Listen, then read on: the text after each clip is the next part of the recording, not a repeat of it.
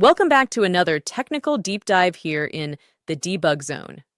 Today we're tackling a big question and breaking it down with insights from other users. Hopefully this clears up some misconceptions and helps you get the answer you need.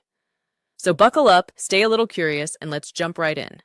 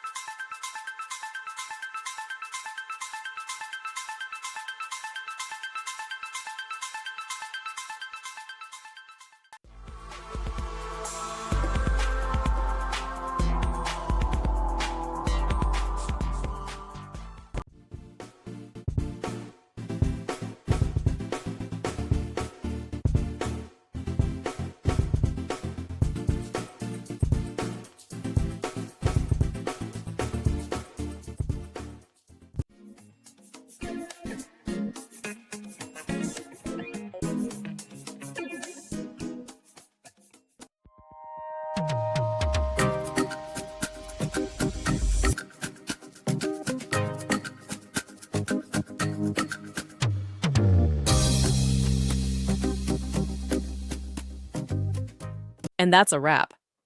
I hope you found the answer you were looking for. If you did, take a second to hit that subscribe button. It really helps out. And let me know in the comments which solution worked best for you.